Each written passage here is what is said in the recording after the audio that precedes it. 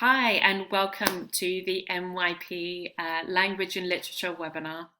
Abner and I are very excited to be part of this project, and we wanted to thank InThinking for the support and the resources that they've provided us with getting this project up and running. So this video is just a quick video to explain the philosophy behind the resources that we've created and how we foresee these resources being used by teachers. So I'm going to take you through the resources that have been created for language and literature. Please log on to the InThinking MYP resources website so that you can access the materials. We hope that there will be new materials added every week. So as you can see, the resources are broken down into three specific areas: takeaway lessons, takeaway units, and then materials for teachers. So the takeaway lessons are a collection of lessons or lesson series which are designed to be used as one-offs. We know that many of you are coming towards the end of an academic school year, and there comes a point where we need to find meaningful and engaging activities for students to do that are also connected to the MYP. So each lesson or lesson series has curriculum links. We've included key related concepts and a global context for you. We haven't included a statement of inquiry because we don't see these as like whole units. However, if you wanted to use these as a sort of basis for starting a unit, you're more than welcome, and you could essentially develop these or add to these and create a statement of inquiry to create your own units. So each lesson has a wide range of activities. If we look at anthems, for example, and I know living histories is the same as well, we have an analytical section and then followed by a creative section. So students are analyzing and then they're creating their own. And the idea is that we are attempting to follow that MYP inquiry cycle. So we're starting with inquiry, action, and then reflection. The second collection is takeaway units. Now, we know that teachers who are moving, for example, like myself, are going to be in a bit of a sticky situation. They're going to go into a new school, in a new context, in a new way of teaching, without the kind of support or safety network that maybe they once had previously. So we wanted to provide takeaway lessons that teachers could use at the beginning of a school year, that they could basically pick up, put in their teaching box, open the door, and get in and teach. Now, we understand that many schools will be going through the process of deciding whether they want to continue face-to-face learning or whether they want to move into a hybrid form of learning, or whether they want to continue teaching digitally. Now, the whole idea behind these units is that you could use these in each context, that all of the materials and the assessment tasks have been provided for you. And so if we just have a look at the Change the World unit for MYP1, you can see you have a statement of inquiry, the inquiry questions are there.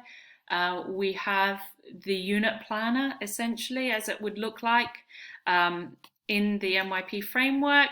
And then you have a full presentation with videos embedded, everything like that. All of the resources that you would need. And of course, in this case, this particular unit has two assessment tasks, an analytical and a creative. Not all units have two assessment tasks.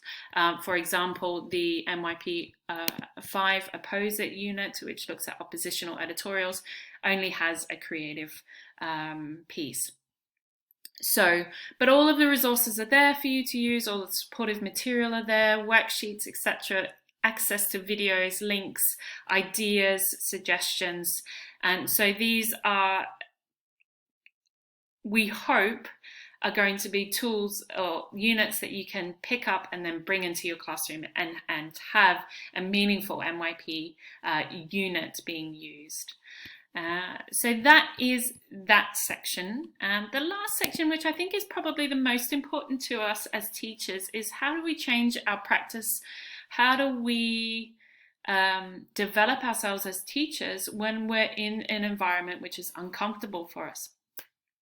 And so we've broken down some key areas that we think teachers will need support in, and we've provided you hopefully with some good advice about how to teach digitally. I know that I'm in an interesting situation because where I'm currently in Sweden, we don't have any lockdowns, so there's no digital teaching going on really in it at all. But in my new school in Oman, where I'm going to, I know that they are teaching online. So we have to consider how this change in practice is actually going to affect what we do as teachers. And that's a key element of looking at approaches to teaching. So what we have ensured here is that we have a basis of understanding of what approaches to teaching is, and then we've made some suggestions of things that we can do, practical suggestions, things that we can do as individual teachers in order to support that transition from face-to-face to teaching digitally. We've also included in there some suggestions for approaches to learning. We will continue to update this as we go on with this project, but I think one of the key areas that Abner and I most wanted to focus on is how can we support students in their self-management skills. The idea that approaches to learning skills should only be connected to the criteria is something that we should step away from as MYP teachers. And I think it's important that we provide students with an opportunity to learn about resilience, to learn about failing well, to learn about what it means to bounce back, and all of these effective skills that are essential to student success. However, we know that some students are going to struggle more than others, and so what we've also tried to do is provide meaningful guidance about how to support these areas that we feel are going to be the most problematic during this time. And so we've made suggestions for organizational skills, and we've also made suggestions for effective skills. Now, effective skills isn't part of our criteria at all. It is part of criteria for other subjects, for example, like PHE.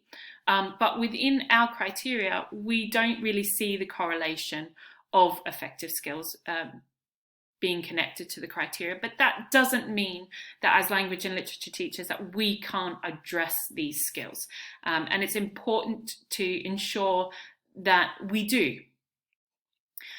So here are some suggestions, again, for ensuring students feel comfortable and safe in an online environment. They are as anxious about the world as we are, and so we hope that these suggestions will help you support students as they go through this upheaval. And then the final thing that we've included in this collection is resources for teachers. Now, there's a whole range of resources that teachers can use, and I hope that in the challenge that we've set you for this webinar that you have included a little resource that you wanted to share with everybody. But here's some that both Abner and I have found that have been meaningful in both our face-to-face teaching as well as teaching digitally. Abner obviously has a little bit more experience with teaching digitally than I do, but in my teaching practice I tend to teach a lot digitally anyway, so I'm actually very thankful that I made that shift a little bit a few years ago. So here's some suggestions for things that you can do and suggestions for resources that are going to help you. Now, in terms of moving forward, we would like this collection of materials to be something that you would see as valuable to your schools and something that will help you develop your understanding of MYP and specifically language and literature. So we are looking at developing more materials for you, as well as supporting you in the process of writing assessment, writing curriculum, and developing your understanding of the MYP. I'd like to thank InThinking again, and I'd also like to thank Abena, who is an absolute pleasure to work with. So thank you, Abena, and I hope that you have found this video meaningful. Thank you. Bye.